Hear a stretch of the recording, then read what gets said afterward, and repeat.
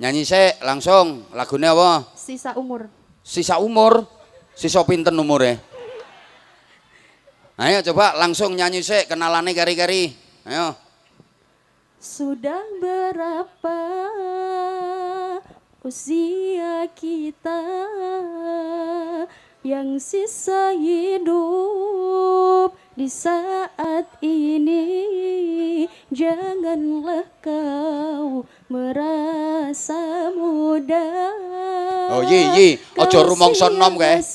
Aku takut akan semua dosa-dosaku.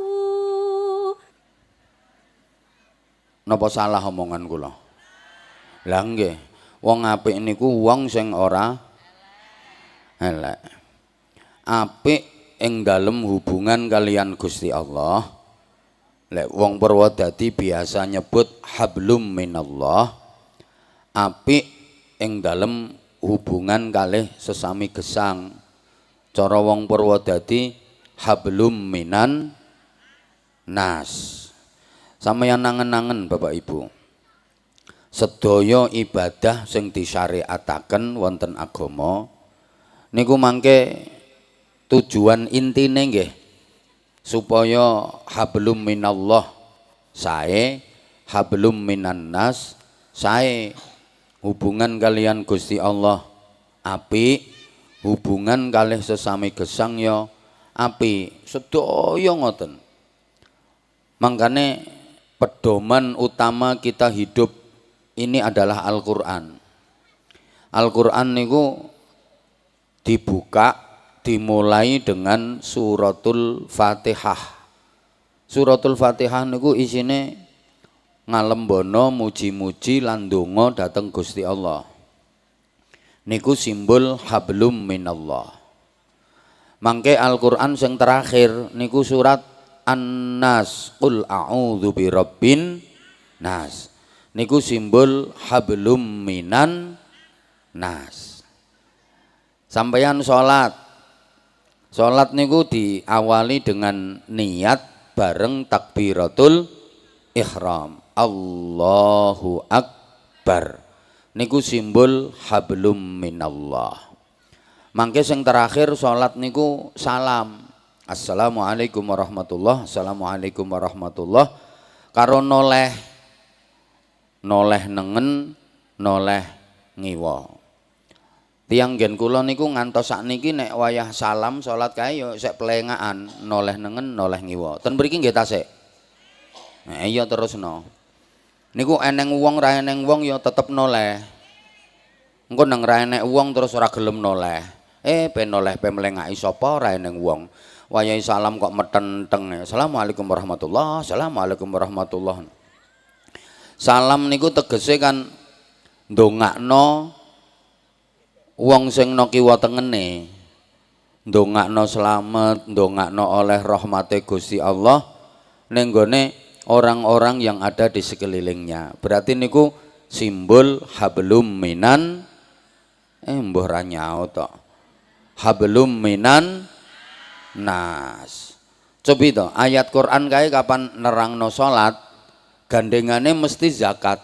Aqimus shalah wa atuz zakah. Salat niku simbol hablum minallah, zakat niku simbol hablum minan nas.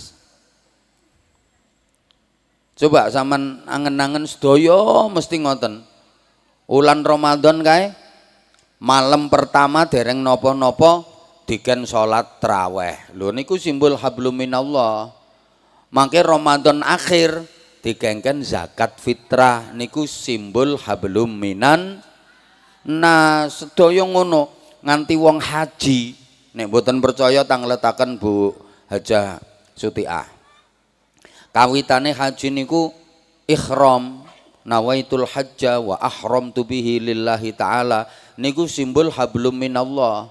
Terakhire tahallul, mencukur atau memotong rambut kepala. Berarti niku hablum minan das. Ya ndase nas, ngono lho Bu. Berarti kula sampeyan dikongkon apik nang Gusti Allah, apik nang padha menungsoe. Kudu karo-karone, salah siji ora oleh ditinggal. Apik hubungane karo Gusti Allah, tapi nek karo padha menungsone elek, ora cukup. Engko karo padha menungsone apik, tapi karo Gusti Allah hubungane elek, ya ora cukup. Kan kadang-kadang wonten tiyang niku nek karo padha menungsone apik, karo sapa-sapa apik, karo dulure, karo keluargane, karo tangga-tanggane, karo kanca-kancane apik, sumeh, grapyak semana ajir serawung nyedulur membaur. Apian seneng tolong ya loman. Tapi nek karo Gusti Allah hubungane elek, wong ora gelem salat. Wonten napa mboten? Wonge ya teka. Ketoke wonge ndongsong-ndongsong kae lungguhe. Ya karo sapa-sapa apik. Ora tau musuhan, tapi Ramadan ra gelem poso. Wonten napa mboten? Wonge ya teka. Tangga sampean. Utawa sebalike, nek karo Gusti Allah apik hubungane, tapi karo padha menungsone elek. Nek salat iki kaya khusyuk kae. Allahu Akbar ambek melungker-melungker. Tapi lagek medun ke masjid nyolong sandal. Niku berarti kan ngrugekno wong. Nek zikir mantep, la ilaha illallah. Tapi duwe utang tanggane ra nyaur. Wonten napa mboten? Wonten, wonge saiki kipas-kipas kok. Langsung diselehno.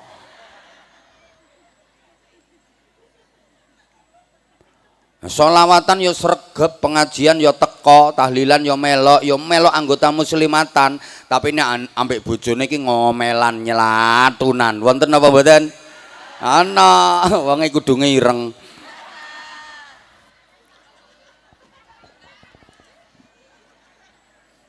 Ora cukup ngoten niku, kudu karo-karone.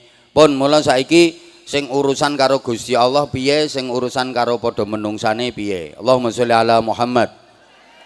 Nah, sing urusan karo Gusti Allah niku pokoke nurut aturane Gusti Allah. Diperintah jalan, dilarang stop. Nyaut ayo, nek diperintah, nek dilarang, sholat, zikir, sholawatan, zikiran, maca Quran, seduluran, rasan-rasan.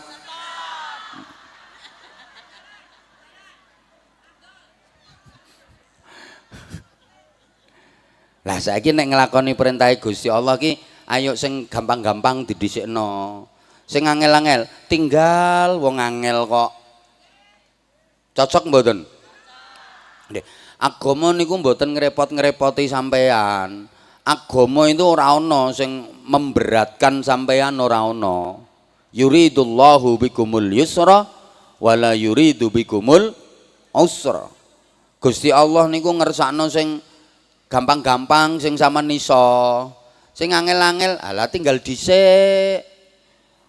Kula sampean hubungan karo Gusti Allah iki padha karo bocah sekolah nalika nggarap soal ujian kae. Biasane karo gurune lak dipeseni ngene, anak-anak kerjakan soal yang gampang-gampang dulu. Soal yang sulit-sulit itu belakangan. Niki bener niki. Mergo waktune ujian kuwi terbatas. Aja sampai petentengan mikir soal sing angel, kedisian waktune entek, soal sing gampang-gampang urung digarap, tambah ra oleh biji. Soal sing gampang-gampang garap dhisik. Engko nek waktune isek, nggo mikir soal sing angel, dipikir iso garap, ra iso tinggal. Sing jawab tinggal iku lino ninggali soal.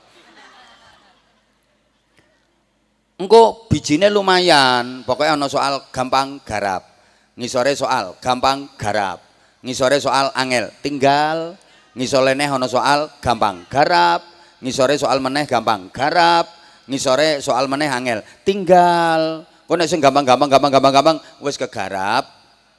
Soal sing angel-angel dipikir, pikir sing tenanan, iso garap, ra iso top. Ibadah nang Gusti Allah yang ngono, Sing gampang-gampang ayo digarap dhisik. Sing angel-angel tinggal. Mergo waktune urip nang donya iki terbatas. Aja sampai peten dengan mikir sing angel, kedisian waktune urip wis entek, oek. Sing gampang-gampang ora digarap, raleh biji engko. Ayo saiki sampeyan sing nyauti. Salat angel apa gampang? Garap. Poso angel apa gampang? Garap. Solawatan angel apa gampang? Garap. Budal ngaji angel apa gampang? Garap. Silaturahim angel apa gampang? Garap. Kaji gampang apa angel? Tinggal. Kan dirimu tidak gablek duit. Lha engko nek sampean peten dengan kerengkel-kerengkel mikirno kaji ae, njepluk sampean malah sing gampang-gampang ora sampean garap. Paham? Wis ngono ae urip rasa angel-angel. Kanggone wong fakir, hajimu yo rasah ning Mekah, Pak. Angger Jumat wis kaji sampean. Salat Jumatan iki hajine wong fakir-fakir, hajjul fuqara wa idul masakin. Dadi salat Jumatan iki hajine wong fakir-fakir, bodone wong miskin-miskin. Tambah penak sampean angger minggu kaji. Yo kok guyu to? Mulane Bu, bojomu iki kapan wayahe Jumatan kae kok sik mbulut ning omah nang diobraki. Kono lho mangkat kaji. Nggih? Salat angel apa gampang? Gampang. Sing ngomong angel, angele salat iki lho nondi. Wong salatmu ya trima entul-entul jadi-jadi duli-guli gendut-gendut gobek-gobek ngono. Angele nondi wong pancen awake menungso iki diprogram Allah, didesain Gusti Allah, stylenya itu style salat. Awake menungso iki lho, lekuk-lekuk tubuh manusia. Kenapa manusia dikasih persendian, dikasih ruas, awake menungso kok dikai tekukan-tekukan, iku stylenya desain salat. Mulane dengkule sampeyan iki dikai tekukan, niku desain nggo sujud. Jajal umpama si dengkule sampean ki ra enek tekukane, kowe nek sujud piye? Ayo kowe ya. Ndelojor ngono. Ya ngelimbung-ngelimbung kangelan. Iki dirungokne to ora to ki aku ngomongi. Iki, iki sikut bareng iki dikai tekukan, iki desain salat. Sampeyan lek wayah maca Fatihah ngadeg kae sendakepe penak, Allahu Akbar ngene. Lha misale ra enek tekukane, Allahu Akbar. Ayo njajal. Diomongi kok menungso awake didesain ukuran-ukuran ge nglakoni salat. Mulane epek-epeke tangan sampean iki dekok. Nggih napa mboten? Delok to, epek-epeke lek mbok ngene lak dekok. Dengkule sampean mentol, nggih napa mboten? Ana wong sing dengkule dekok. Lha kene apa epek-epek digawe dekok, dengkul digawe mentol. Kuwi sampeyan nek pas sujud kae nyekele ben penak. Epek-epek sing dekok kuwi ditemplekno nang nggone dengkul sing mentol, plek penak. Dadi sing dekok-dekok iki gandengane sing mentol-mentol. Wis pasangan wisan kuwi. Mulane sampean salat rukuk kae tangane sampean kok nyekeli pupu, ora bener. Tangane sampean kemengisoren nyekeli gares, ya keliru. Wong ora pasangane. Tangane sampean kok nyekeli dengkul, rukuk nyengongok kaya garangan. Tangane sampean kok nyekeli gares ngisore dengkul, ya melungker kaya trenggiling. Sing pas kuwi epek-epekmu plek nang gone dengkul. Understand? Nah, salat kuwi gampang. Ayo digarap. Lah mergo gampang, aja nggarap sing wajib-wajib tok. rugi eman-emani. Ayo sing sunah-sunah barang digarap. Ben oleh biji akeh. Aja mek salat maktubah, aja mek salat fardhu tok. Ya sing rawatib barang iki ayo digarap. Qobliyah, ba'diyah. Kalau esok tambahi duha, lek bengi tambahi salat taubat, salat hajat, salat tahajud, salat witir. Ngoten nggih? Nggih apa?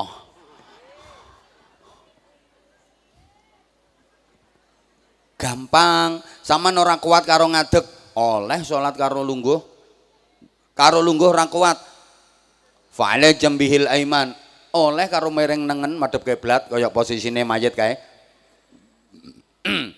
Ngono wis ora mampu, oleh karo lumah-lumah matang-matang. Ora mampu, lha kowe nganggo isyarah kenek kok ora kuat kedep. Allahu Akbar pet biar. Allahu Akbar pet dolin biar. Biar pet oleh. Lu ngono wis ora mampu karek melorok tok. Atimu bayangke nglakoni salat kuwi jenenge salat dilakokno nang jero ati. Ngono wis ora mampu, sampeyan tambah dimulyak-mulyakno, sampeyan didelekno ngarepe imam.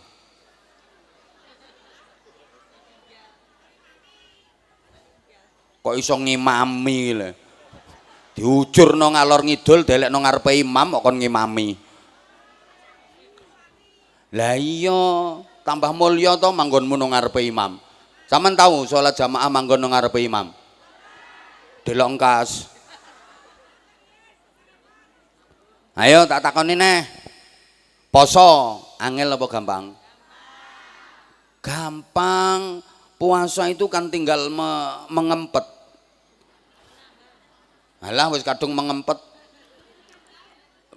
Tinggal mengempet tok apa abote? Mengempet dari yang membatalkan. Mengempet dari makan, minum dan berngonoan. Kuwi ya nek awan tok nek bengi ya oleh. Loh, yang membatalkan puasa secara syariat kan hanya itu. Memasukkan atau kemasukan 3 benda. Benda padat, benda cair dan benda gembuk-gembuk kenceng. Benda padat, makanan apapun jenisnya. Benda cair, minuman, hisapan apapun jenisnya. Benda gembuk-gembuk kenceng, sosis. Lho iki ngempete yo mek nek awan tok, nek bengi yo oleh. Ngono lho. Mulane aja sing wajib tok poso, aja Ramadan tok. Ayo sing sunah-sunah barang digarap. Lek ana tarwiyah Arafah poso, Tasu'a Asyura poso, kedap melih Rejeb poso. Ngoten nggih? Ngono. Paling mboten nek saged rutin poso Senin, Kemis. Jadi kapan dina Senin sampean nyenen, kapan dina Kemis sampean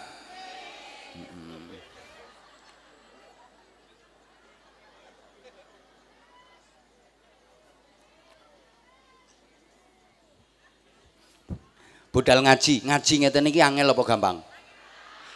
Ayo digarap, ana pengajian teko, ana pengajian budal, gampang, bondo indik lungguh prok wis dadi. Lek paham ra pahami urusan guri, wajibe sampeyan ki ngaji, ra wajib paham. Golekno aku dalile, nek wong ngaji ki wajib paham. Mboten enten. Wajibe ki ngaji, paham ra paham pokoke wayahe wong guyu melok guyu. Engko nek bareng guyu takok pinggire, apa to Mbak sing diguyu kek mengke? Ora paham ya wis, wong ora wajib paham. Wajibe ngaji. Mulane lek enek ngaji melok, enek ngaji melok, ana ngaji budal, ana ngaji mangkat, beres. Wong garap apa gampang? Ayo digarap sakake-ake. Sing gampang-gampang iki ayo digarap. Sholawatan angel apa gampang? Gampang, wis angger ndoprok engko tangannya diangkat, angkat. Lebih tinggi lagi, dhawurna. Lebih tinggi lagi, dhawurna. Ambu keleke dhewe-dhewe. Ngono genah.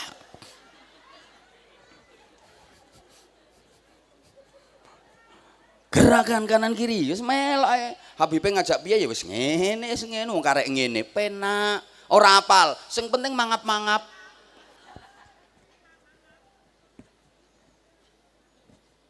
Sing gampang-gampang ayo.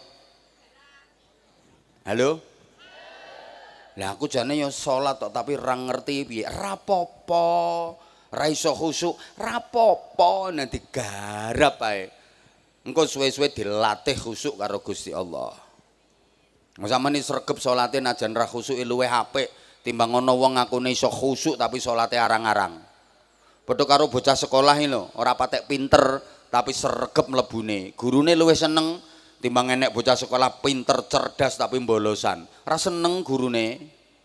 Sampeyan duwe anak ra patek iso basa nek ngomong, tapi nek diperintah nurut, seneng sampeyan, Bu. Nak, apa mak? No toko dino nak, tukokne lombok ibu ape nyambel rantai lombok. Ndi duwike jerantal, budal, ya ora basa cah urung patek iso basa. Tapi nek diperintahi manutan. Diluk teko esan, ya oleh lombok tenan. Lah nek ngewehno sampean iku diuncalno. Ki mak lomboke kerotok ngono. Tapi sampean kan sik iso nyambel, timbangane anakmu pinter basa tapi nek diperintah ndablek ngono. Nak, dalem, rene inggih ngestokaken dawuh. Ki mara sampean iki ra trimo mbungkuk mlakune, berangkang ngesot-ngesot kalih. Tekan ngarepe sampean wonten wigatos punapa Bu, kula dipun timbali. Ibu tukane lombok nak arep nyambel kentekan lombok. Kepareng matur Bu, menawi lepat nyuwun agungipun pangapunten. Mboten ateges kula menika wantun kalian tiang sepuh saestu mboten Ibu. Gandeng wekdal menika kula nembe saya, Ibu kula aturi monggo tumbas piyambak mawon. Kudu jejeg cangkeme itu di anak ngono. Nih zaman ini sholat tara khusuk ya wes angger Allahu Akbar entul-entul jadi duli-guli kendudut gobek-gobek terus di khusuk no kok Allahu Akbar kabiru walhamdulillah katsir dan terus Allahu Akbar bosok tenan tanduran iki sami Allah liman hamidah wong digawe ya sak pirang-pirang Allahu Akbar iki tak hitung undangan ki ana 14 Allahu Akbar iki tangga bojone slamet ya mana berarti ya nilai bayi bareng Allahu Akbar iki dilongkas bocah-bocah ki wayang bayar ujian rapopo kawitane ngono dipenek nyaut eling Allah neh begitu mbelayang penek neh nyaut eling Allah neh ngono ae rumangsamu sampeyan tok sing ngono kuwi lho kiai ya padha rumangsamu nek wis kulino mimpin majelis sholawat ngene iki terus iso khusyuk ana salate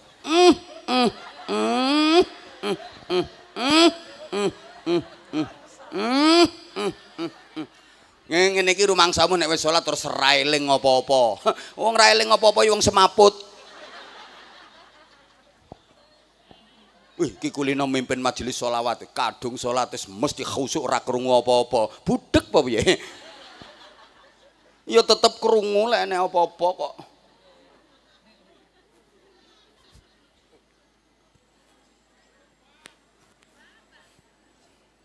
Ya wis padha meneng pokoknya sing gampang-gampang ayo digarap oke? Wis ngono ae kuwi sing babakan urusan karo Gusti Allah. Lah saiki kowe iki ra melok urun ra usah cerewet karek ngrungokno kok wis matur suwun panitia tuan rumah Bu Hajah Sutiah sak putra putrine sak putra wayahe sampun maringi pahormatan kula. Kula niku ket subuh wau pun ten kene Purwodadi. Tekan nggon istirahat turu kula. Melek-melek ngaji iki matur suwun langsung dilebokne nggon transit dicaosi dahar. Tapi ra kolu. Mboten kula niku ngapunten. Kula niku mboten saged nek wayah mangan terus dirubung wong sak pirang-pirang ora iso aku. Nak jajal to bayangne, aku ape ngene mbek mangap-mangap terus didelok wong sak pirang-pirang. Apa ya kolu ngono kuwi. Mboten kolu, mboten saged lho. Apa meneh akeh ibu-ibu, mbak-mbak, bocah-bocah. Kula niku sampai difoto, di video nek pas mangan niku kula mboten purun. Elek to Bu, jajal. Wayah mangan pas mangap di foto kayak angin njajal elek berbagai pose pisan lah komen netizen ya terus ngene to kiyaine cerongoan Ya, mending ngono tok, kadang-kadang ono ngene.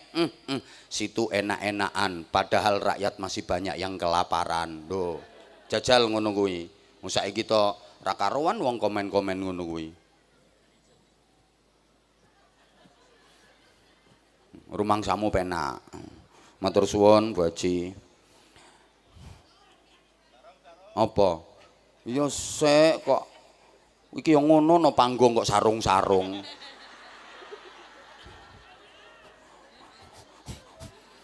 Aku diundang rene iki kon ngaji ora kon dodolan sarung. Rumangsamu. Wes saiki sing apik karo padha menungsone kuwi piye? Ya kae sering kula aturaken wong apik kuwi man ahsana man asaahu.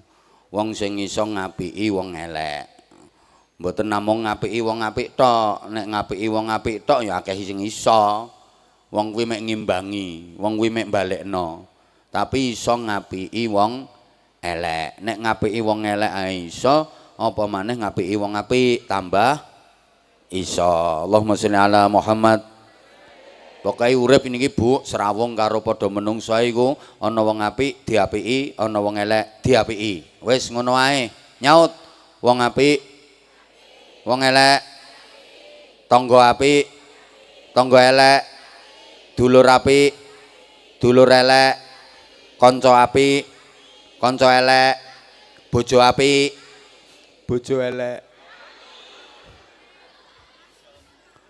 Kok iso dijolne iki lho. Diapiki niku prinsip niku. Wong apik diapiki supaya tambah apike. Wong apik niku nek diapiki mesti tambah apike. Wong mau tambah apike jalarane sampean. Sampeyan entuk ganjaran. Wong elek diapiki berkurang eleke. Wong mau berkurang eleke jalarane sampean. Sampeyan entuk ganjaran. Ngono lho Bu. Bojo apik diapiki mesti tambah apik. Jajal nek ra ngandel praktekne. Bojo sampean sing wis apik-apik niku lho, apiki terus engko lak tambah apik, tambah apik, tambah apik.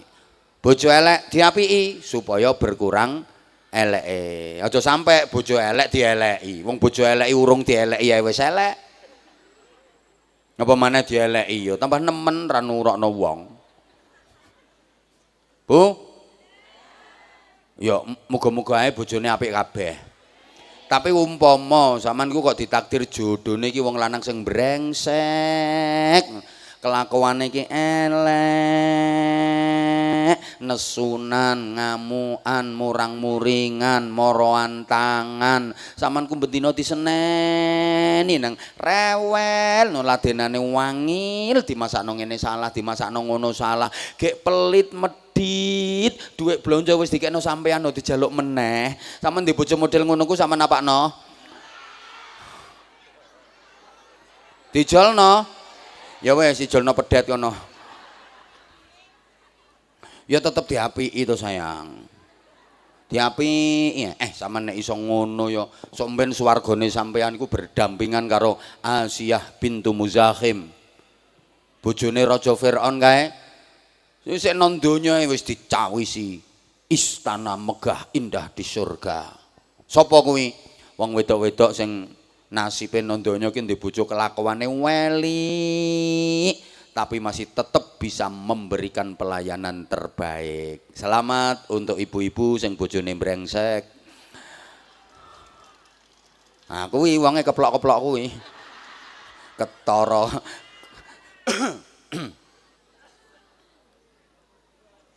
Ngene soalnya Bu. Allah gak disauri aku Bu. Lah ngono. Urip nang donya iki gak sak teruse. Kathik ya ora suwe. Niki saderenge kula terusaken wonten kabar. Duka tiyang mriki pun pireng napa dereng nggih? Oh dereng nggih tak aturi. Wong Purwodadi niki kabeh ape diguakno kuburan. Gelem ra gelem ngono. Sampun siap napa dereng? Nah, sing jawab dereng ketoke didhisikno. Nggih, mangke ten mriko wonten peraturan anyar. Ki aku ya oleh bocoran. ora padha karo ana kene peraturane. Heeh, peraturane ngeten. Ten mriku niku wong apik-apik niku dikelumpukno sing padha apike. Nah wong elek-elek ya dikelumpukno sing padha eleke. Lek ten donya niki kan sak dicampur wong apik ambek wong elek. Campur sekan nang donya. Mula sak lingkungane sampean ki wonge ya ana sing apik, ana sing moh ra nyaut tok. Sak desane sampean iki mesti campur wonge, ana sing apik, ana sing aku ya sadar sing tekono kene. Ana sing kira-kira akeh ndi sing apik karo sing elek? Akeh sing apik. Nek benjang ten ngene alam barzah dipisah, wong apik karo wong elek ra iso kumpul. Mulane kula sampean dikongkon apik, sak bojone apik, anak-anake apik, putu-putune apik, sak keluarga apik kabeh supaya kumpul terus. Kan sampean pingine saged kumpul terus, nggih napa mboten? No donyane kumpul, no alam barzah ya kumpul, sampai no akhirat ya kumpul, terus bareng-bareng kumpul ten swarga. Nah syaratnya kudu apik kabeh. Lah nek sijine apik sijine elek, pisah. Sak bojone kok siji apik siji elek, pisah no alam kubur, ora iso kumpul. Umpamane sing lanang apik, sing wedok elek, pisah. Utawa sebalike, sing wedok elek, sing lanang apik, ya pisah.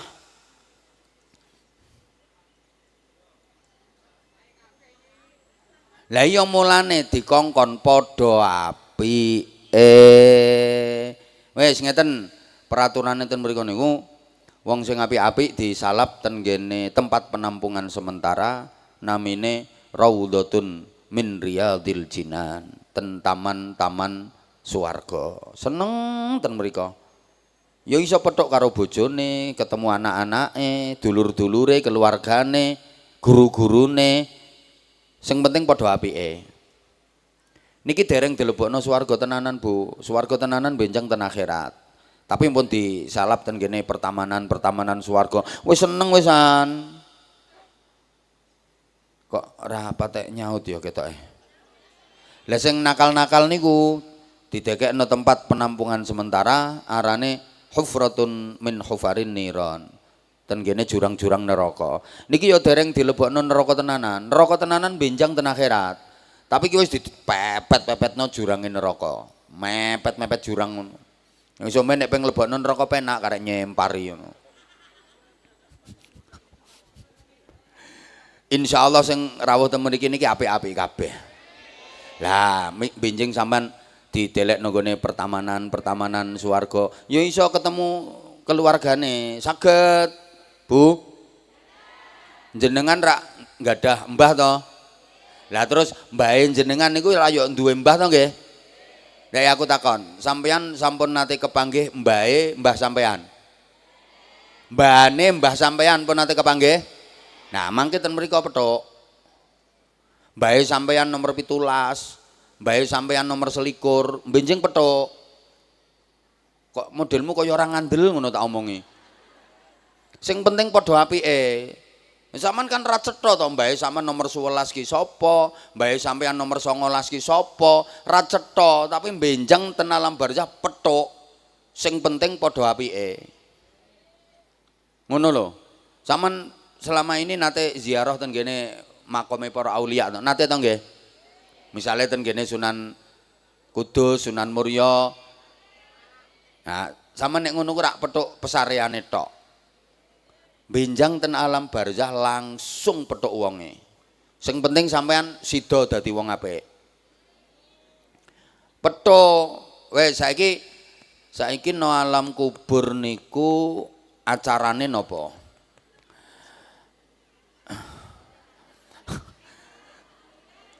Kok iso ketoprakan nih sapa ngomong? No alam kubur niku ternyata acarane cuma ngenteni dina kiamat. Lah sampean supaya ora bosen, kono-kono sampean dikongkon jalan-jalan. Mosok jalan-jalan dikandani kok. Lah nek pengen jalan-jalan kendaraane piye? Aja kuwatir, wis disiapi kendaraan karo Gusti Allah. Nek penduduk swarga benjang niku kendaraane rupa buruk. Sedaya penduduk swarga niku kendaraane buruk. niku sampun nate diuji coba kali Kanjeng Nabi. Pas Isra Mi'raj kae. Sampeyan sampean nek sidono swarga ya numpak buruk. Lah wong ten alam kubur niku kendaraane Bu rupa manuk. Dadi ibu-ibu sampeyan sampean nang kono numpak manuk. Lho. Kok kuat ora ya gedhe manuke kok. Cilik ya ora kuat ditumpaki ibu-ibu. Masya Allah ki ana hadise aku ramukan Bu. Dadi wong nang alam kubur niku kendaraane manuk, rupane ijo. Kok dicet. Astagfirullahaladzim. Pokoknya tak omongno kowe ngandel ra ngandel pokoknya tak omongno. Manuk. Kowe iki ora usah mbayangno manuk sing ora-ora to, Bu. Kendaraan no alam kubur niku manuk, rupane ijo. Terus dodone bolong, dodone iki ana bolongane sedeng sampean. Kok sampean nang jero kono pengen nondi diterno sampean. Iki sak bojone nang wis mati karo padha apike. Ya seweneng nondi-nondi numpak manuk wong loro gandul-gandul ngono. Astagfirullah. Sampeyan ki dikandhani tenan kok. Engko sampean pengen nondi diterno karo kendaraan manuk kuwi. Lah saiki misale pengen sowan Sunan Kalijaga tapi ra ngerti alamate piye. Lah kuwi wis disiapi pendamping sampean ning kono. Wonten tour leadere, wonten gaete, namine malaikat surur. Niku wis ditugasi Gusti Allah ndampingi sampean. Sampean pengen diterno ndi ae, diterno sampean. Tekan malaikat surur wis pengalaman daerah kono. Apal lingkungan alam kubur wis apal kabeh. Mantep nggih. Pokoke padha apike. Saiki wong nakal-nakal, rungokno nakal. Sing nakal-nakal niku didekek nang gone jurang-jurang neraka. Sapa wae sing manggon kono? 1 wong kafir, 2 wong Islam sing nakal, 3 wong Islam sing ora nakal tapi duwe masalah dereng beres. Contoh duwe utang. Ana wong Islam ya ibadah ya apik tapi duwe utang urung disauri kedisian mati. Niki lagek mlebu alam kubur langsung ditangkep karo keamanan kono terus ditahan lebokno penjara sampai ngenteni sidang ya ora diculno. Iki ra wong biasa tok. Wong mati syahid niku apik-apike kematian. Wong mati syahid niku sedaya dosane di ngapura Gusti Allah. Tapi kok ndekne duwe utang sing durung disauri, ya dipenjara no alam kubur. Sampeyan kok langsung menengaget iki ketoke duwe utang sampeyan iki.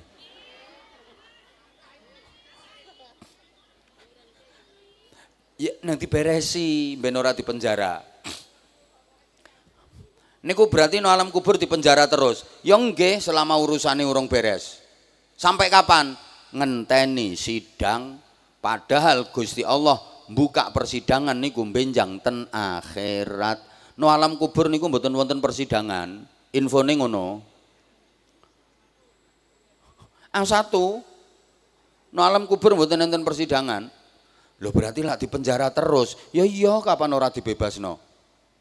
Apa iso dibebasno? Iso. Sapa sing iso bebasno? Anak putune sing sek nang donya. Ki pentinge kula sampean gadah anak putu sing solih solihah. Bapak Ibu ngene ya. Gusti Allah ndamel alam kubur niku kawelasane Gusti Allah dateng menungso. Saking sayange Allah ten gene kawulane, mulane Gusti Allah ndamel alam barzakh utawa alam kubur. Nasibe penduduk alam kubur niku tasik saged didandani. Contoh ana wong tuwa no alam kubur kok dipenjara gara-gara duwe utang urung dilunasi. Lho, niku saged dibebasno teko penjara alam kubur karo anake sing bebasno. Carane piye? Lah utang-utange disauri ambek anake, lunas. Lha iki wong tuane sing asale dipenjara no alam kubur langsung bebas tanpa sidang. Pentingnya duwe anak solih solihah. Iki sing anake nakal-nakal ngelus dodo. Lah anakku papat kok ndablek kabeh iki piye? Ya wis rasa-rasakno dhewe anak ora mbok didik sing apik. Halo? Diteruske mboten iki? Ana wong tuwa ten alam kubur disiksa, nampa siksa kubur, nampa adab kubur. Lho niki saged dibebasno saking siksa kubur. Sapa sing iso bebasno? Anak-anake sing isih nang donya. Paham nggih? Nasibe tiyang ten alam barzakh niku tasik saged didandani. Anak-anake sing nang donya iki sing iso dandani. Ngono sampean sik gak percaya nek ndongakno wong sing wis mati niku tekan. Donga malah iso ngerubah nasibe wong ten alam kubur kok. Asale disiksa iso dibebasno teka siksa kubur. Pokoke anake salih salihah. Allahumma sholli ala Muhammad. Bu, keadaane wong ten alam kubur niku mirip-mirip karo wong nang donya. Lek nang donya iki ana wong sing uripe iki ayem, tentrem, seneng, bahagia, sehat-sehat, seger-seger, ganteng-ganteng, ayu-ayu, nang sugih-sugih, keadaane cukup sembarang-barang. Penduduk alam kubur nggih ngoten. Wonten penduduk alam kubur niku sing ayem, seneng, tentrem, bahagia, sehat-sehat, seger-seger, ganteng-ganteng, ayu-ayu, sugih-sugih, seneng soalnya sering oleh kiriman BLT. Nggih, sering angsal gelek oleh bansos. Lah oleh subsidi ganjaran terus saka anak-anake. Lha kados ngeten iki. Niki putra-putrine almarhum Pak Haji Suwaji. Niki ngirimi subsidi ganjaran mriko. Yakin nih almarhum seneng wong oleh subsidi ganjaran. Ganjarane zikir, ganjarane ndonga, ganjarane sedekahan, ganjarane sholawatan, ganjarane majelis ilmu. Langsung nyampe mriko seneng. Nek ten donya niki ana wong sing uripe niku nelongso, susah, gek lara-laranen, melarat pisan. Penduduk alam kubur nggih ngoten. Ana penduduk alam kubur niku sing uripe melas, sedih, nelongso, lara-laranen nang melarat pisan. Mergo anak-anake nang donya nakal. Muga-muga anak turun kula sampeyan niki dibimbing Allah didadosaken min ahlil ilmi wa ahlil khair. Amin Allahumma. Amin Allahumma. Seneng wong tuane pun sedo niku lho dibadali haji. Ya Allah, wong tuane nalika tesih gesang nika dereng haji. Nah karo anak-anake dibadali haji. Dadi ya wis padha karo nglakoni ibadah haji. Mergo anake ngerti. Engko lek anak-anake umroh kae, wong tuane mesti diumrohne. Ya Allah seneng. Engko nek ana rejeki titip dhuwit jariyah kangge masjid, kangge pondok-pondok pesantren, diniati ganjarane dihadiahno kanggo wong tuane sing wis almarhum almarhumah. Seneng ngono alam kubur niku. Ya Allah, gak pengen Pak ndek anak sing model ngoten niku. Lah anake ya wis dididik apik. Wis muga-muga ae. Kula tugase mek ngelingno tok kok. Ya Allah, Bu. Lakone anak ten donya niki disuguhne wong tuane sing ten alam kubur. Seneng kok angger bar salat wong tuane mesti dikirimi donga. Kuburane ya diziarahi, ya krumat. Engko nang kuburane wong tuane ya zikir ndonga, ya tahlil, seneng ngono wong tuane. Lah nek anake nakal, ngrasakno badali haji, badali umroh. Wong tuane wis mati diunda-tunda, kok nyelameti lemah. Lho, nyelameti barang, mati ora ninggali apa-apa kok.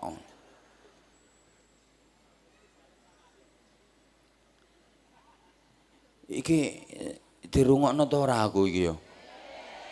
Kok perasaanku kok piye ngono. Sampean ki modele nek penilaianku lho, sampean ki penilaianku. Orang ngrungokno omonganku tapi terpesona ngingeti aku. Kene penilaianku. Anyel aku. Bu. Lah nek anake nakal kae, ngrasakno jariah kanggo wong tuane, ya ora blas. Ndongakno bar salate ora. Ndongakno apa wong salate ora kok. Oh, kandhani kok. Salat le ora anake, pemeneh kok ndongakno wong tuane. Sampai nuwun sewu kadang-kadang kuburane bapake lo ilang. Nih, kuburane bapake ilang, ora ngerti kuburane bapake nondi. Lah ora tau disobo. Gelem sapa kuburane kadang ya setahun pisan nek ape bodho ngono kae. Kuwi ana kuburan ya ora tahlil, ya ora zikir, ora ndonga, wong ra iso. Budal no kuburane sang warit.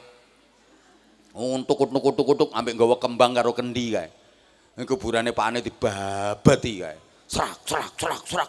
Pak aku ora iso ngaji, Pak, tak resiki kuburane ae, Pak. Serak ambek dike kembang piur. Iki wangi Pak iki aku ora iso ngaji, tak kek kembang ya Pak ya. Piur. Mulai itu gerojok banyu kendi kae. Gerojok. Jere bapake kok kuburan. Kelilipen lho blok goblok. Wis ora gelem ndongakno, ora gelem ngaji tambah kuburane wong tuwek gerojok banyu ki anak model apa ki.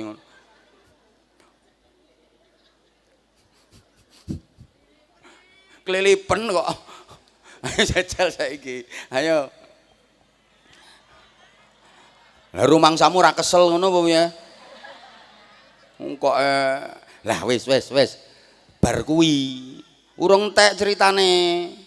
Sampeyan sok dipindah nanggone urip sing sak teruse ten akhirat mriko. Kuwi kono ya ana undang-undang anyar neh. Undang-undange sederhana, rungokno. Wong sing apik manggon swarga, wong sing elek manggon neraka. Nyaut, wong sing apik manggon, wong sing elek manggon pisan kas, wong sing apik manggon, wong sing elek manggon. Undang-undange ngono. Mulane sok ben kono ki ana masalah. Ana wong kafir, kafire mergo bodho. Tapi wonge apik kelakuane. Karo keluargane apik, karo dulur-dulure apik, karo tangga-tanggane apik, karo kanca-kancane apik, karo sapa-sapa apik. Wonge ya seneng tolong, ya loman, apikan wonge. Tapi kafir, iki ya ruwet omben kono. Ape dilebokno swarga kok kafir. Ape dilebokno neraka kok apik. Kan ya ruwet. Lah wong ngene iki terus dicentelno nondi? Ya ora enek separo-separo iki wong. Iki kupinge budhek to piye to wong-wong iki. Undang-undang iki wis cetha, sing apik swarga, sing elek. Aku enek ngomong separo-separo mau. Tengah-tengah ya ora enek. Gentenan jere. Ranjene apa gentenane? Lah iya. Mulane ruwet. Iki ape dilebokno swarga kok kafir. Ape dilebokno neraka kok apik. Ruwet. Nah ngoten niku Gusti Allah sering ambil kebijakan nimbali malaikat dalem. Aku seneng karo wong kuwi malaikat, wonge apik karo kawula-kawulaku. Wonge iki apik karo kawulaku, seneng tulung, seneng bantu kawulaku. Aku seneng karo wong kuwi. Buka atine, paringi hidayah karo Gusti Allah, dibimbing iman, matine husnul khotimah. Iki arane wong sing uripe urip kafir, matine mati Islam. Mergo apik. Gusti Allah iku seneng nek ana wong kok apik karo kawulane. Kawulaku mbok apiki, aku seneng. Padha karo sampean lho. Eneng wong nang apik karo anake sampean. Sama nek suweneng karo wong kuwi. Ya Allah, anakku mbok apiki kaya ngono. Sama nek suweneng to karo wong nggih napa mboten? Ya Allah, ora patek nyaute. Ana wong nang apik karo anak sampean, anak sampean dibantu, anak sampean dilomani gelek, dikai dhuwit gelek disangoni. Sama nek suweneng to karo wonge?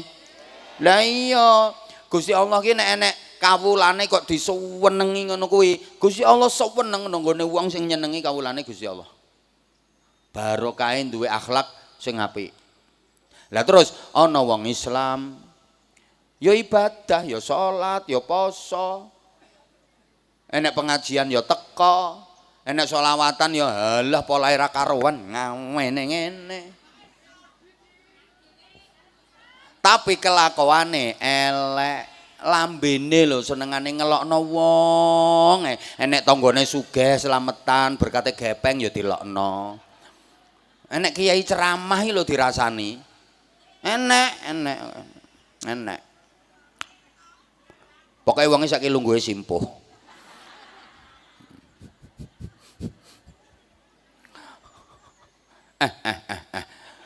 Wong iki ya ibadah tapi kelakuane le ya Allah senengane iki lambene iki ndremimil ngelok-ngelokno wong. Kan eneng to wong ya jilbaban wonge.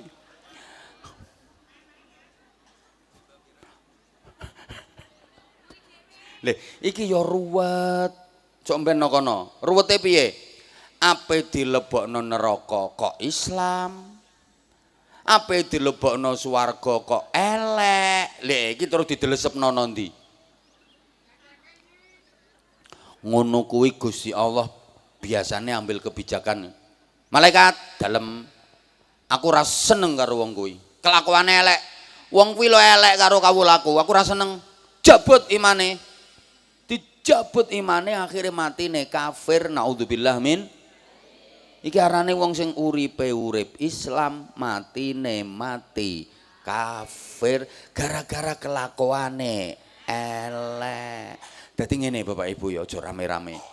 Rata-rata wong sing matine ora nggawa iman niku wong sing sering nglarakno wong liya. Gara-gara gelek nglarani wong imane dijabut ambek Gusti Allah. Jare Gusti Allah ngene, kawula kok dieleki kaya ngono. Ora seneng aku ambek wong kuwi. Kok wedi ngono ketoke sampean?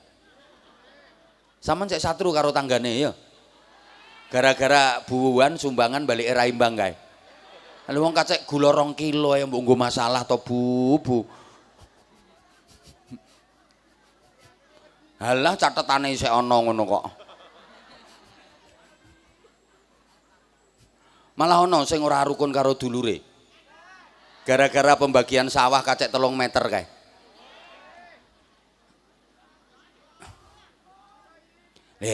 Aja tenan aja.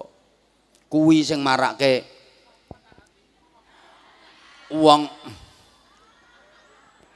mati imane dijabut karo Gusti Allah. Ngene soale undang-undangnya ngene Bu. Siapa yang suka menolong sesamanya dia akan terus ditolong sama Allah. Wallahu fi aunil abdi maka anal abdu fi auni akhih. Allah akan selalu menolong hambanya selama hamba itu suka menolong sesamanya. Siapa yang suka menolong orang lain dia akan sering ditolong Allah. Siapa yang suka membantu sesamanya dia akan terus dibantu sama Allah. Siapa yang suka membahagiakan sesamanya dia akan dibahagiakan oleh Allah. Sapa wonge sing senengane nyusahno wong liya, ya uripe bakal disusahno terus karo Gusti Allah. Ya Allah, muga-muga faham. Allahumma sholli ala Muhammad. Nah, saiki undang-undange balik. No akhirat niku undang-undange ngene. Wong apik manggon,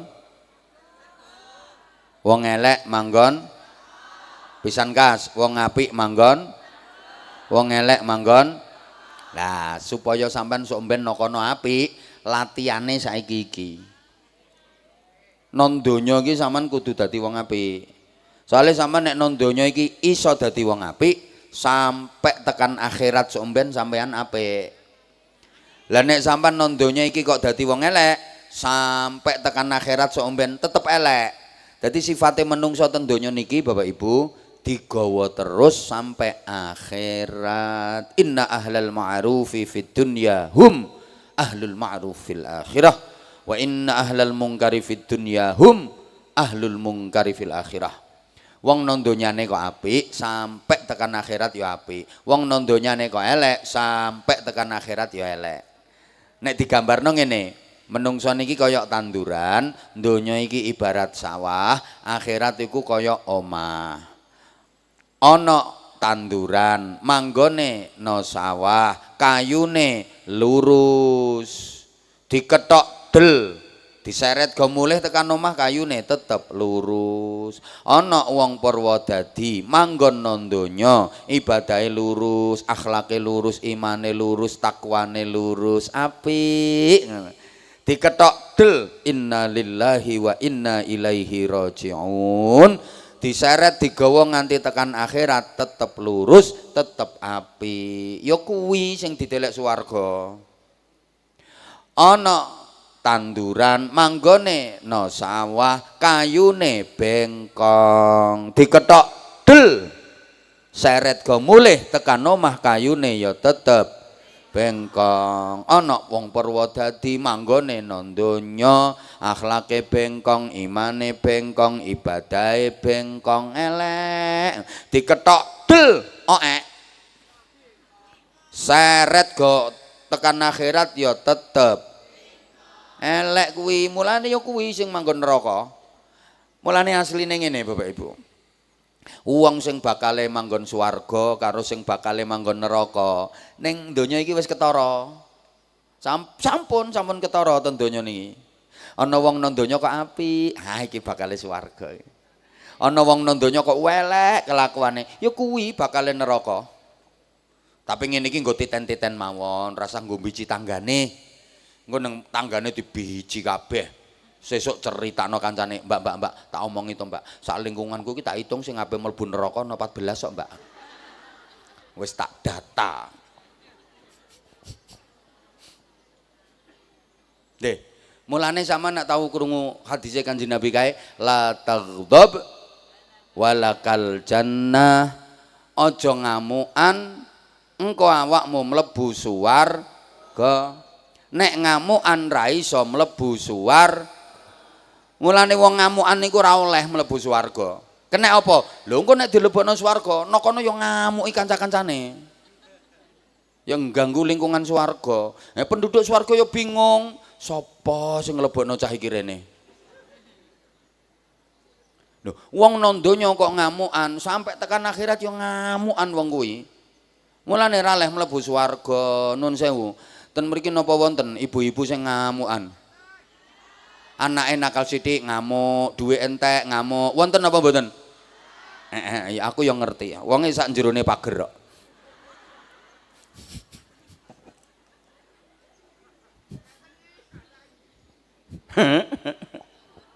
Bu, prei Bu dilereni le ngamukan. Mboten saged mlebu suwar. Terus napa ora iki?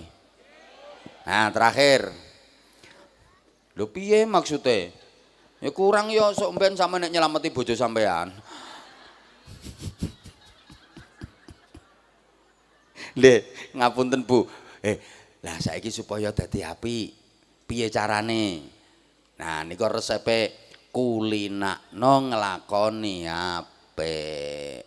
Sapa wonge kulino nglakoni apik mesti dadi wong apik. Lah nek kulinane nglakoni elek, ya dadi wong elek, wong iki karek kulinane. Mergo ngeten nggih Bapak Ibu nun sewu. Apik niku angel. Ana wong kok iso apik kuwi ya mergo kulino. Elek dhewe iku ya angel. Ana wong kok iso elek mergo kulino. Dadi asline mboten enten, elek ndadak niku mboten enten. Mendadak jelek ra enek. Wong sing elek-eleki ora kok perkara ndadak eleke. Kulino. Coba padosaken kula nek enten wong kok ndadak elek. Kabeh ya proses. Mendadak baik ya ora ana. Wong biasane iki gaweane iki mara-mara ndadak suwengi salat tahajud 1000 rakaat ra ngira. Mbah ra direken aku kok ngono ngajak terus. Terus mboten. Dadi wong sing ngapunten, wong sing apik-apik kae ora kok ndadak mara-mara langsung apik mboten. Kulino. Bu. Elek kuwi angel. Wong nek ra kulino ra iso lho dikongkon elek. Aku takok, misuh niku apik napa elek? Lah misuh niku gampang napa angel? Nah, kulino berarti. Angel misuh niku. Wong nek ra kulino misuh, kon misuh ra ngira iso. Ra muni kok wong ra kulino. Jajal iki tak kongkon. Ayo misuh. Ra ngira iso wong ra kulino. Dipeksa. Ya kadang-kadang muni tapi tajwidnya mesti keliru kabeh. Iso kedawan, iso kendeken, lagune ra penak ngono modele. Kadang sing dipisui tambah guyu. Ya iki dipisui kok guyu to. Lah piye wong lagune iki aneh modele. Ana wong misuh nang mandes kae. Fasih tajwidnya iso pas. Mesti kulino. Atik wonge ngomong, aku sak lawase ra tau misuh lagek bisa niki. Alah ra ngandel lagune penake ngono kok. Nadane iso pas ngono. Ngono lho Bu. Wis maneh jawab Bu. Nyelatu bojo niku apik apa elek? Nyelatu bojo niku angel apa gampang? Kulino. Nek ra kulino ra iso. Ndek bojomu ku celatu ngono. Ayo dicelatu. Wong lanang ora gelem kerja, glimbang-glimbung tok. Dikok nyelatui tambah nangis. Nek nyelatu piye kok? Aku ra iso. Kok nyelatu masih aku ra iso. Mergo ra kulino. Nah nek kulino ya kaya wong klambi putih sing kudunge kembang-kembang kuwi. Rasa dikongkon. Sing lanang lagek teko sing wedok langsung. Kata nang ra kenek direm. Ya mbah ya ora mblundeti. Ya ora kentekan kamus. Tepak kowe mulih ngene iki tepak, ngene iki tepak wis anjake duwe wis entek nang gorene duweke tak belanjakne. Nggeknane lak wis bar tak kek. Ya wis entekke jenane saiki kaya ora roh apa-apa regane larang. Njajal sampean sing blonjo duwe sakmono ku cukup kanggo pirang dina. Aku nek ngirit-ngirit nek uwet-uwet wis ora karo-karuan kaya ora ngerti duwe nek kecekel wong wedok ora mek kanggo blonjo tok. Aku yah mono yamen iki ngalah terus karo sampeane. Aku ndek usul-usul sampean mosok tau gelem manut aku. Pendapatku ora tau digawe tapi anak aku sing kudu manut pendapate sampean aku kula ngalah piye karo ya kuwi wonge keplok-keplok kuwi.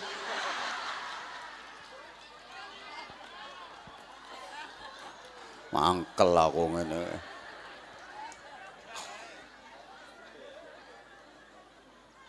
Kulino.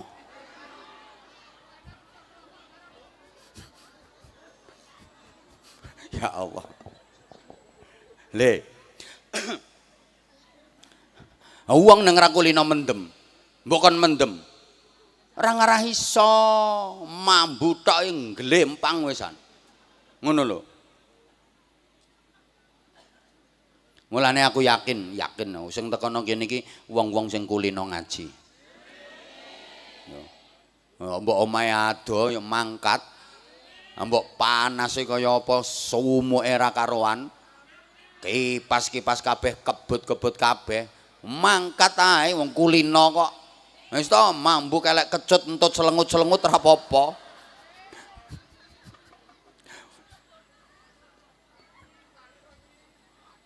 Kulino, lek ra kulino mosok gelem kon nglempoh-nglempoh ngono. Ra ngira.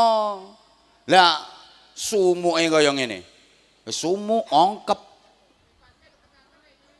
Lah nggih.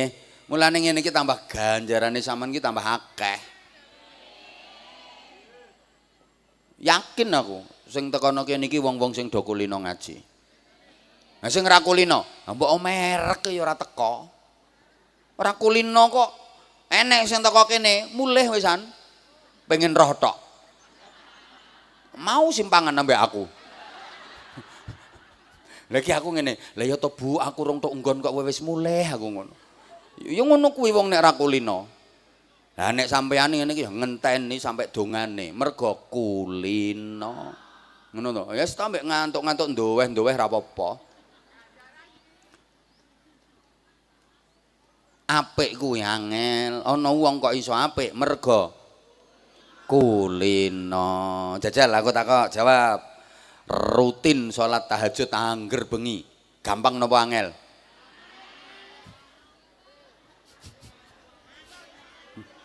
Gayane. Ya wis aku manut. Gampang angel maksudnya. Leh, nek kulino ya gampang. Nek ra kulino ya angel. Wong niku nek wis kulino tahajud, angger jame ya mesti nglilir. Ra usah katik masang alarm.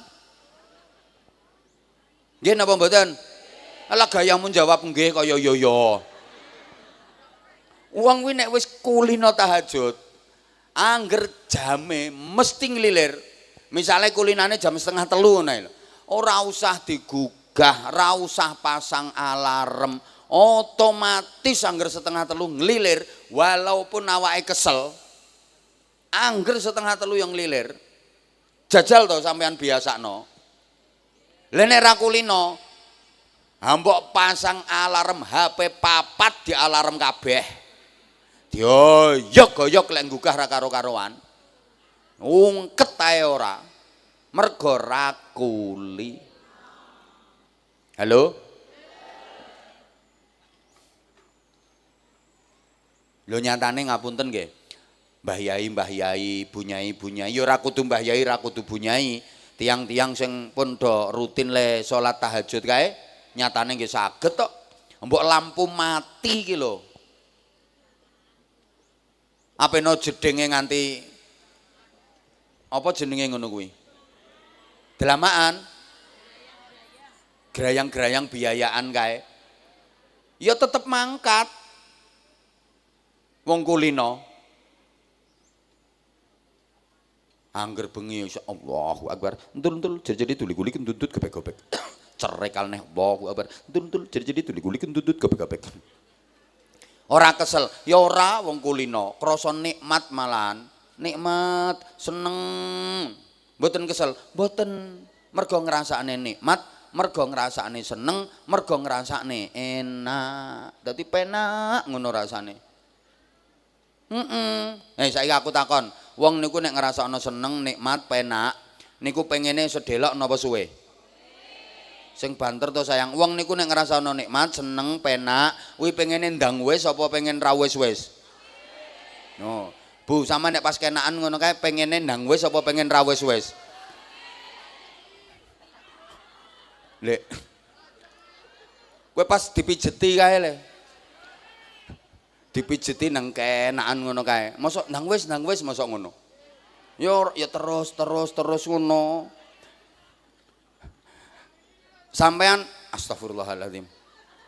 Sama ibadah ki nek wis ngrasakno nikmat, seneng, penak, pengene suwe. Moh wis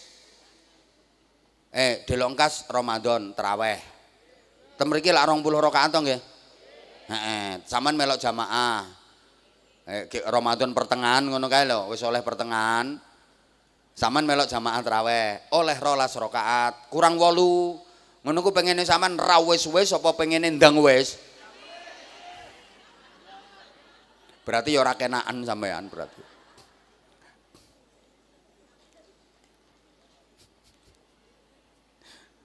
Ya Allah. Bu. Sama nek pas melu istighosan ngoten niku lho. Oleh tengah-tengah ngono kae pengene ra wis-wis apa pengene ndang wis? Nah saiki sampean ngaji karo aku, pengene ra wis-wis apa pengene ndang wis? Aku pengen ndang wis kok.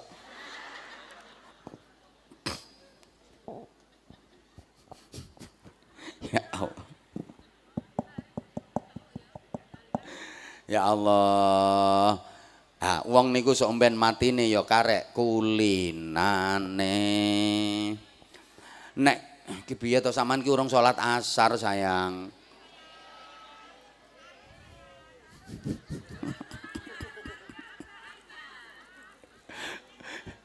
Wong kuwi nek uripe kulino apik matine ya mati apik. Nek uripe kulino elek mengkhawatirkan matine ya mati. Lah kuwi Kanjeng Nabi kok sing dawuh, ya mutun nasu ala ma'asyu wa yub'atsuna ala ma matu. Wong kuwi sok omben matine tergantung kulinane nalika urip. Uripe kulino apik matine mati apik, uripe kulino elek matine mati asli kok nang donya iki wis oleh ilmu kula sampean. Wong iki karek kulinane. Wong nek kulinane zikir, atine kebak zikir. Wahing sak wahing sing metu ya zikir. Ahing sing metu apa? Alhamdulillah. Lah nek ra kulino zikir, atine kosong. Wahing ya ora metu zikire, wahinge muk didawakno tok. Ahing. Kadang ana wahing iki aneh tahu bakso kuwi berarti isine ati departemen perbadokan. Wong iki karek kulinane, wong iki kulino zikir kaget sak kaget ya metu zikire, mlaku kok kesandung jedet ya innalillahi astagfirullah ya Allah. Lah nek ra kulino ra iso mlaku kesandung jedet sing metu malah kebun binatang. Wong loro lho karek kulinane. Wong nang kulino zikir. Ya metu zikire ngrugo-ngrugo tapi ya Allah. Ya Allah. Ya Allah. Ceramah kok ora oleh wis to ya. Ya Allah. Astagfirullah. Iru mangsane wong-wong ora umur to piye ya. Masya Allah. Allah.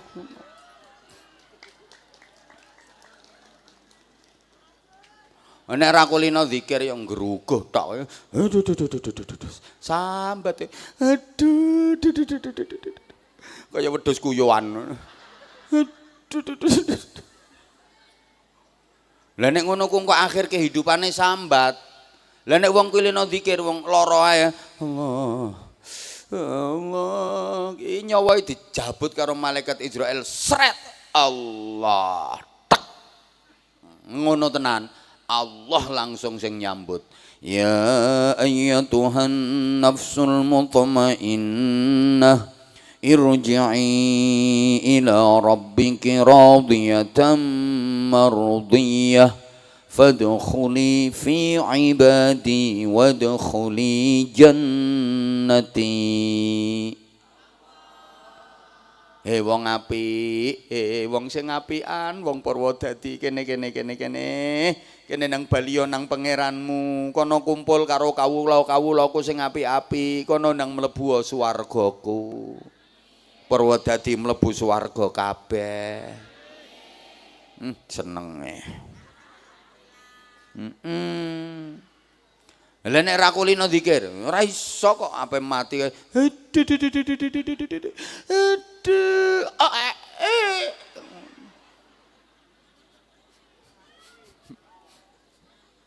Ya ngek ngono matine. Mulane kabeh ki muga-muga sok diparingi husnul ya Allah biha ya Allah biha ya Allah bi husnil khatimah ya Allah biha ya Allah biha ya Allah bi husnil khatimah ya Allah biha ya Allah biha ya Allah bi husnil khatimah. Go sareng sing ikhlas. Ya Allah biha ya Allah bi husnil khatimah ya Allah biha ya Allah biha ya Allah bi husnil khatimah ya Allah biha ya Allah.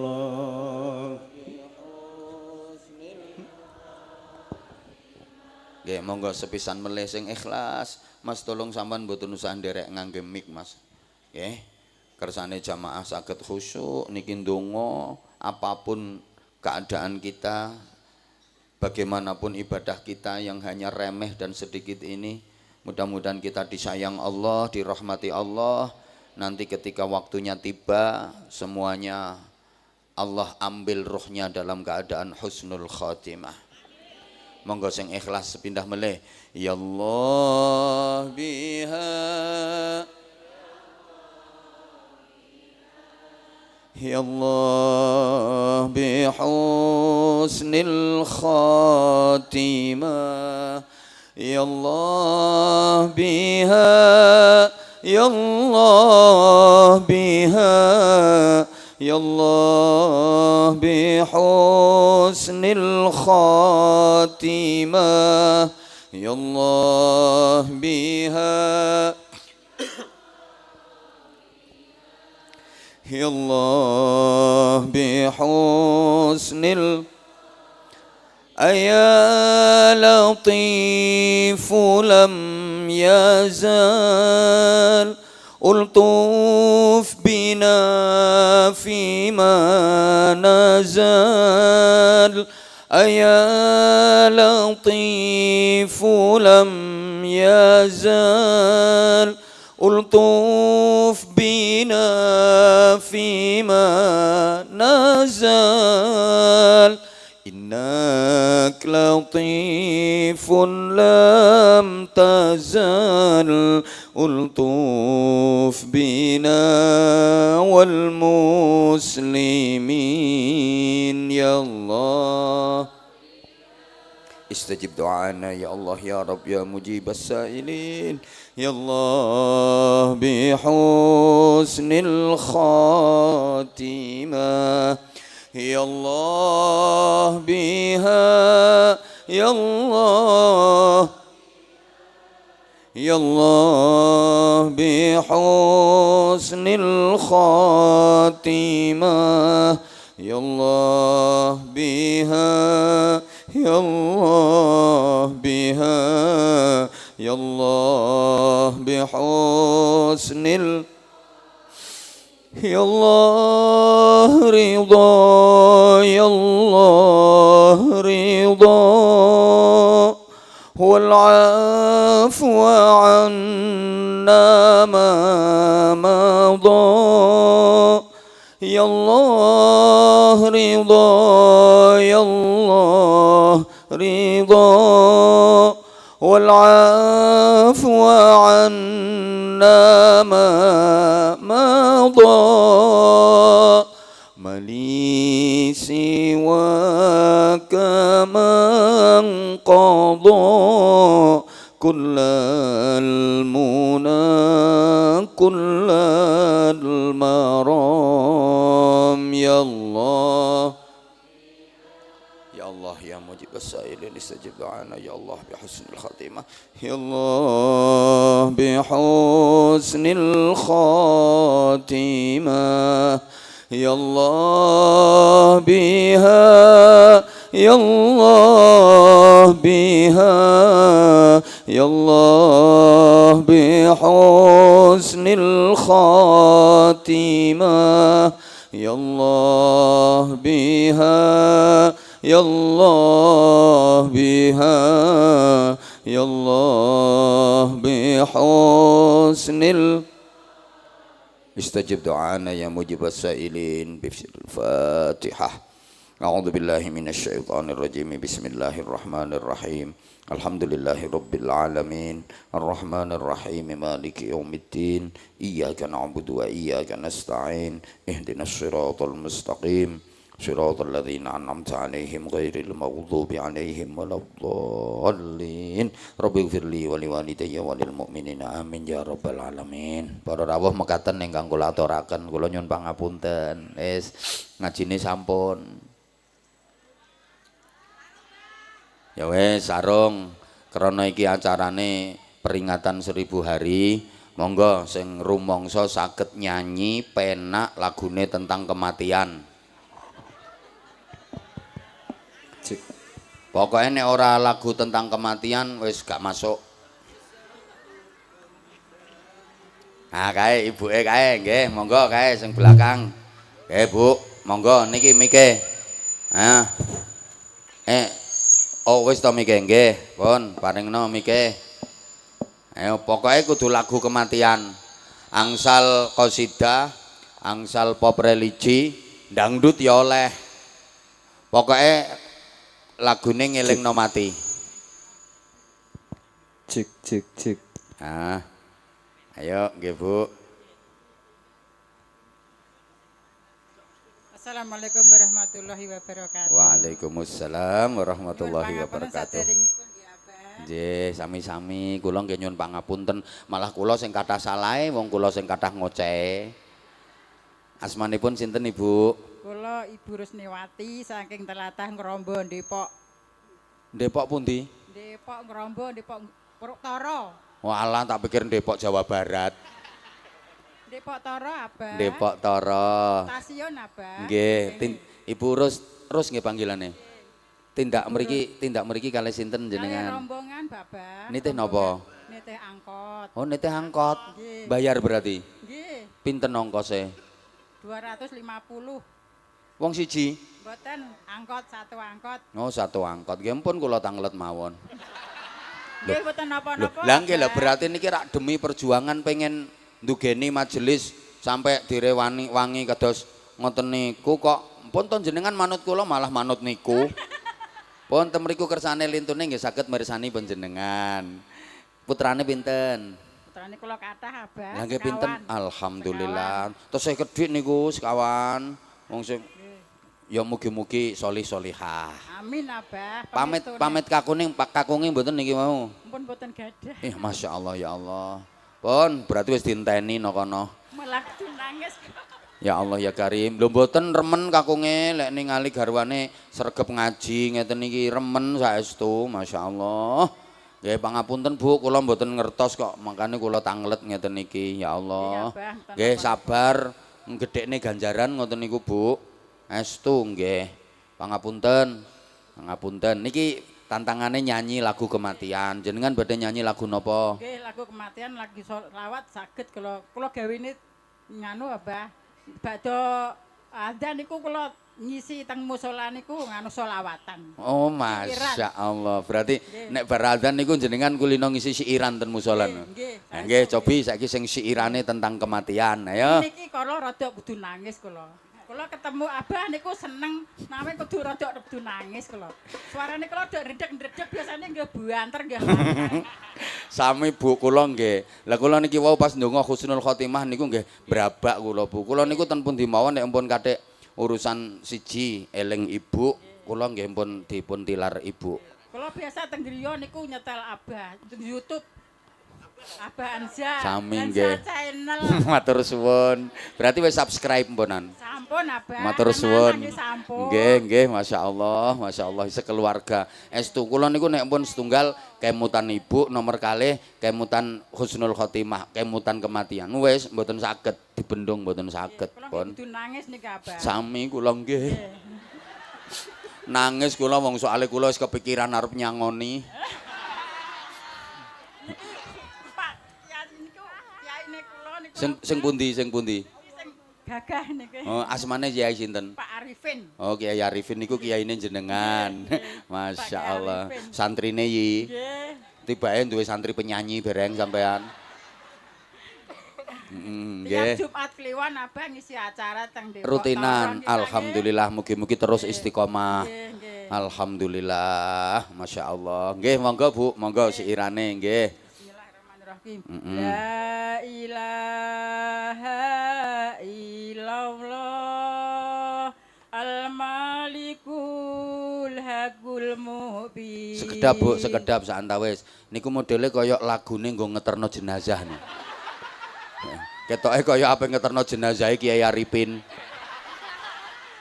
Lah sing disebut niku kok La ilaha illallah La ilaha illallah La ilaha illallah Muhammadur Rasulullah. Sing nangis kuwatah.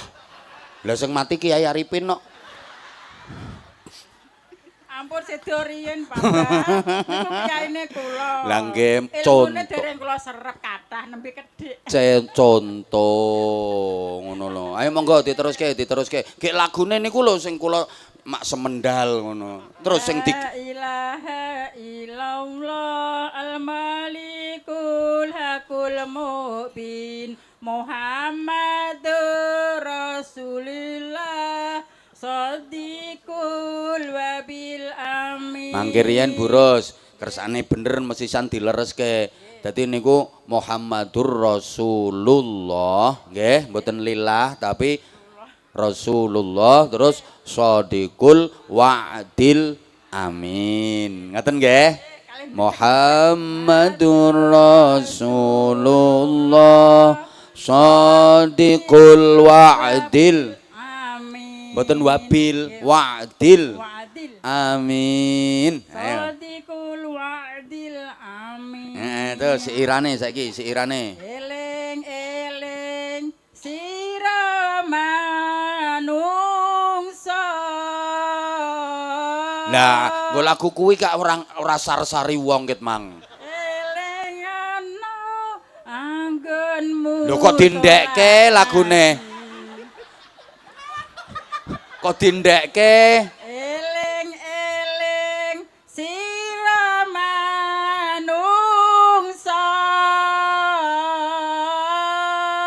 Terus. Eling ana anggonmu salat ngaji. Mumpung durung katekanan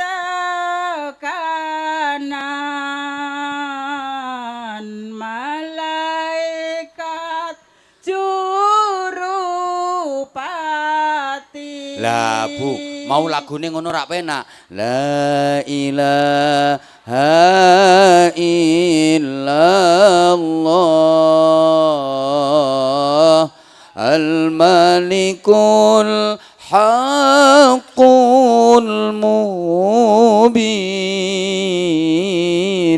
Muhammadun Rasulullah Shadiqul wa'dil amin. Mau lagumu kok la ilaha illallah. Ya Arifin wis sar-sar lho wisan. Bar disebut gek lagune lagu kematian. Ayo lanjut siirane neh. Panggilane Kang Maha Kuwasa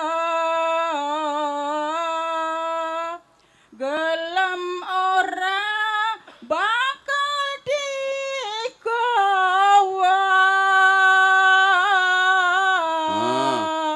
disalini sandangan putih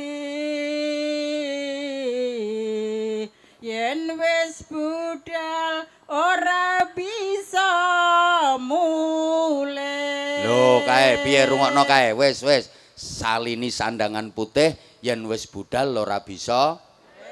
Nah, kok eneng lagu saben malam Jumat ahli kubur mulih. Lah kuwi kok esek to, kuwi kok balik mulih. Ndek, lha kuwi kok balik mulih. Wangsul nang mboten mayite Abah. Lah iya apane? Sing wangsul nggih kula ngenten ki mengke wangsul. Lah badhe. Terus goleki Yai Arifin. Nggih di Jumat Kliwon. Di Jumat Kliwon Abah kepangge yai ngaji sareng. Lho, iya sampean niku nek ampun kapundhut lek Jumat Kliwon ana griming-griming berarti ya santrine jenengan sing kuwi yi. Saiki wis ngomong sik ora usah kaget jenengan.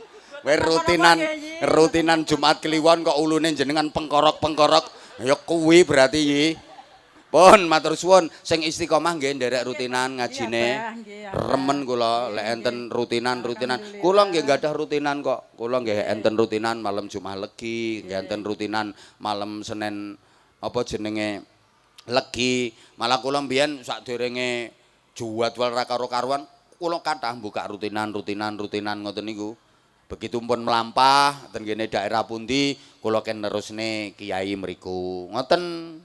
Wadah kula matur suwun nggih. Nyuwun sarung napa mboten? Nyuwun Abah, kangge anake kula. Anake tiga gak jaler-jaler Abah. Ya wis tapi sarunge ya siji wae.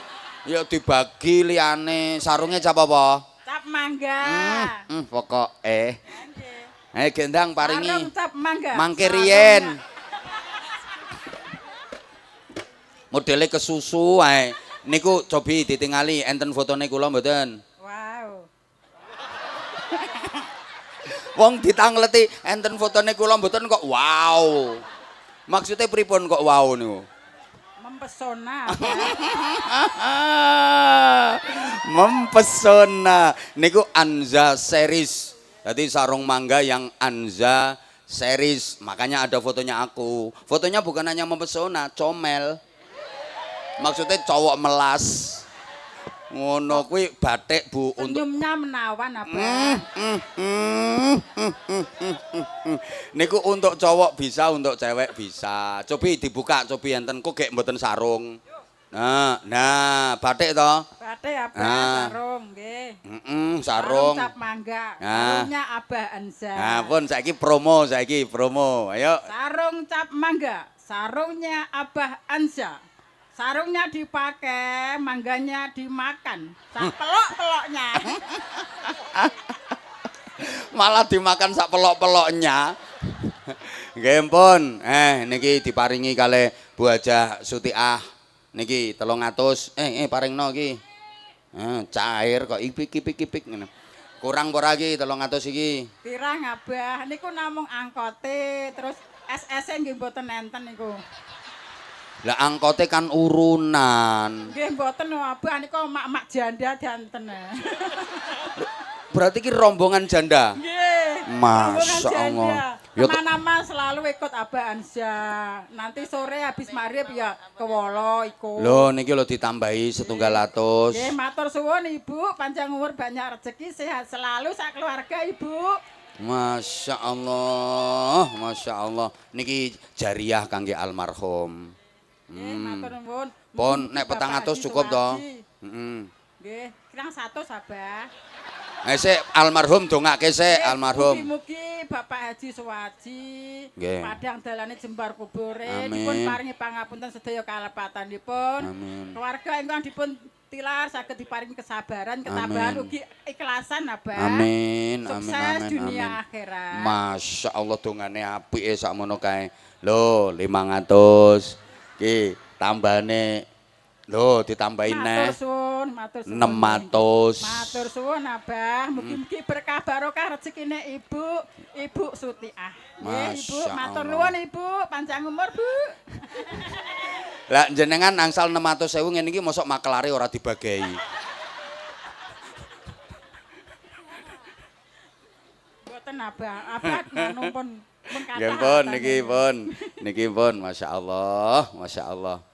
Tenanan. Wassalamualaikum warahmatullahi wabarakatuh. Waalaikumsalam warahmatullahi wabarakatuh. Tepuk tangan, Bu. Terus Masya Allah. Seneng kok. Wis tandur 2 wulan kuwi. Ayo lagi wonten setunggal melih. Ayo sampean kae ngacung dhisik dhewe. Ayo. Ya.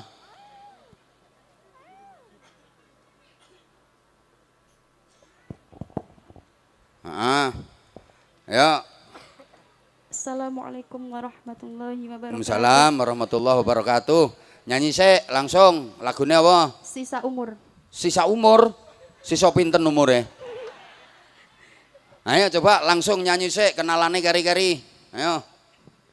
Sudah berapa usia kita yang sisa hidup di saat ini, janganlah kau merasa muda. Oh yi, aja rumangsa nom kae. Seumurmu ada batasnya. Kita semua tak akan tahu apabila maut menjemputmu. Menyesal pun tiada berguna bila ajal kita akan tiba. Betapa rugi tak bertaubat pada Allah pemberi nikmat. Gunakanlah kesempatan sisa umurmu sekarang. Janganlah kau buang waktu. Ingatlah akan matimu, pasti ajal menjemputmu. Masya Allah, tepuk tangan, tepuk tangan. Loyi, jangan kau merasa muda. Tinggal sisa berapa lo? Yai Arifin lo jare nek ngingeti ngono ku pengen nom terus. Rumangsaku kok ya wis kacamataan ireng jenengan iki. Kaya sek ketok ae.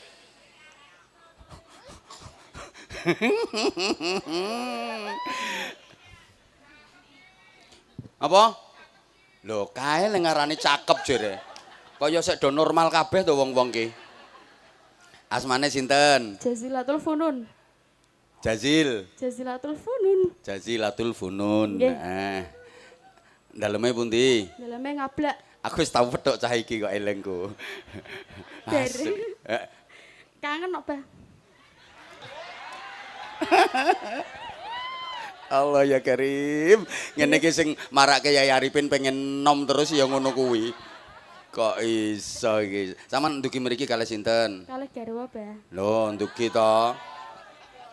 Piyen iki ngablak ya ado epol. Wis ngerti nek ado epol.